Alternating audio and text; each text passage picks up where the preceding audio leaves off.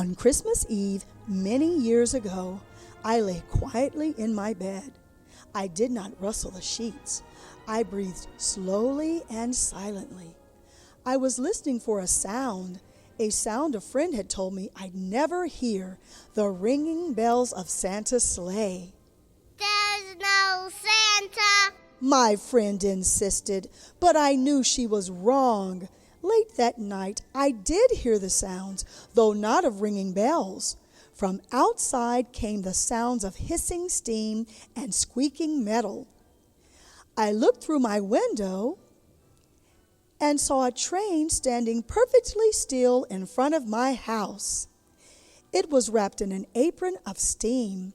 Snowflakes fell lightly around it. A conductor stood at the open door of one of the cars. He took a large pocket watch from his vest and then looked up at my window.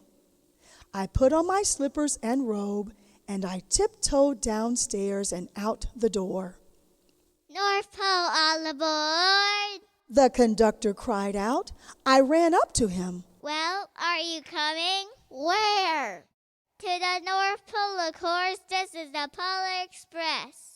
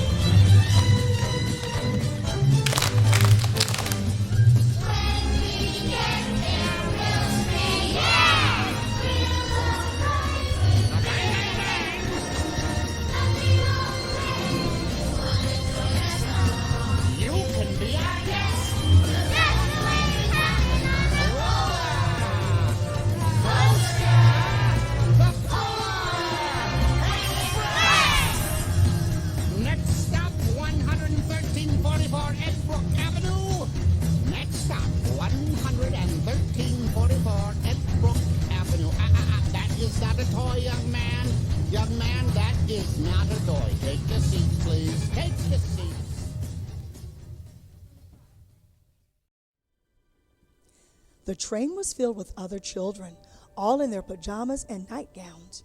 We sang Christmas carols and ate cookies and drank hot chocolate. Outside, the lights of the towns and villages flickered in the distance as the Polar Express raced northward. Soon, there were no more lights to be seen. We traveled through the quiet wilderness. We climbed mountains so high, it seemed as if we could scrape the moon. But the Polar Express never slowed down. Faster and faster we ran along, rolling over peaks and through valleys like a car on a roller coaster. The mountains turned into hills, the hills to snow-covered plains. We crossed a barren desert of ice, the great polar ice cap. Lights appeared in the distance. They looked like the lights of a strange ocean liner sailing on a frozen sea. There's the North Pole, The conductor said.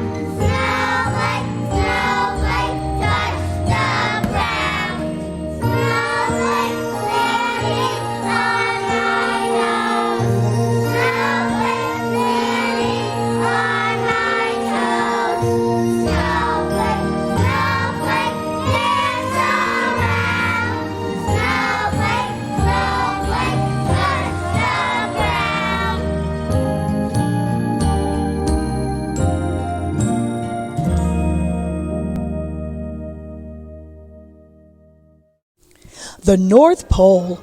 It was a huge city standing alone at the top of the world, filled with factories where every Christmas toy was made. At first, we saw no elves. They're all gathering at the center of the city. That's where Santa will give the first gift of Christmas. Who receives the first gift? He will choose one of you. Look, the elves. Outside, we saw hundreds of elves. As our train drew close to the center of the North Pole, we slowed to a crawl. So crowded were the streets with Santa's helpers. When the Polar Express could go no farther, we stopped and the conductor led us outside. In front of us stood Santa's sleigh. The reindeer were excited. They pranced and paced, ringing the silver bells that hung from their harnesses. It was a magical sound, like nothing I've ever heard.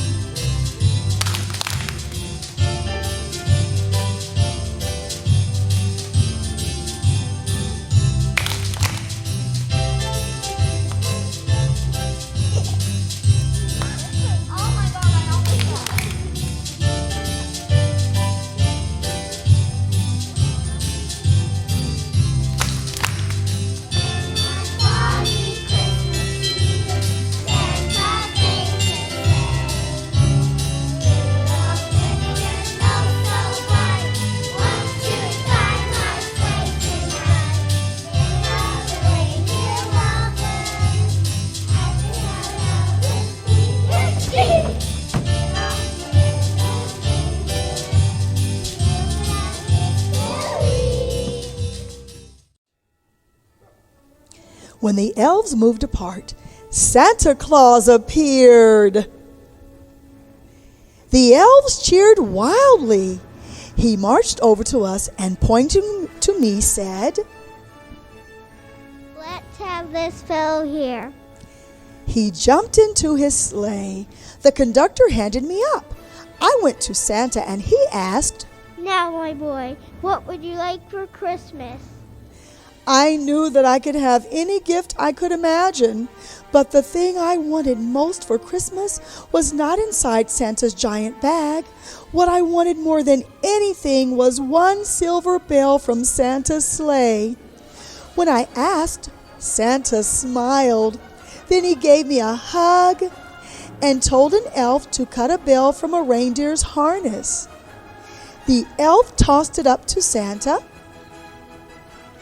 He stood holding the bell high above him and called out, "The first gift of Christmas!"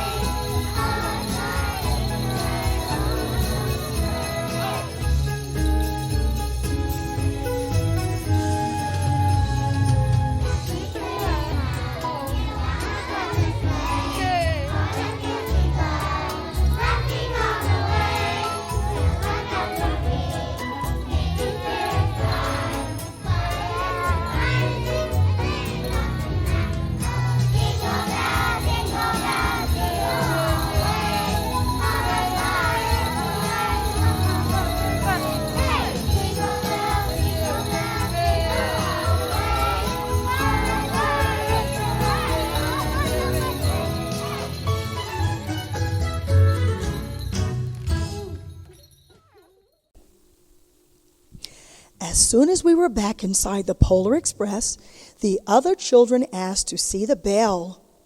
"Did you really get a bell from Santa's sleigh? Can we see it?" I reached into my pocket, but the only thing I felt was a hole. I had lost the silver bell from Santa's sleigh. "Let's hurry outside. You'll look for it." One of the children said, but the train gave a sudden lurch and started moving. We were on our way home. It broke my heart to lose the bell. When the train reached my house, I sadly left the other children. I stood at my doorway and waved goodbye. The conductor yelled something from the moving train, but I couldn't hear him. "What?" I yelled at him.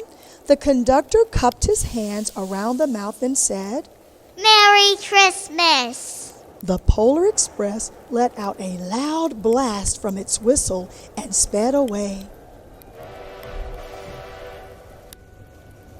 On Christmas morning, my little sister Sarah and I opened our presents. When it looked as if everything had been unwrapped, Sarah found one last small box behind the tree. It had my name on it. Inside was the silver bell with a note that said, "Found this on the seat of my sleigh. Fix that hole in your pocket. Signed, Mr. C." I shook the bell. It made the most beautiful sound my sister and I had ever heard. But my mother said, "Oh, that's too bad." And my father said, "Yes, it's broken." When I'd shaken the bell, my parents had not heard a sound. At one time, most of my friends could hear the bell, but as years passed, it fell silent for all of them. Even Sarah found one Christmas that she could no longer hear its sweet sound. Though I've grown old, the bell still rings for me, as if it does for all who truly believe.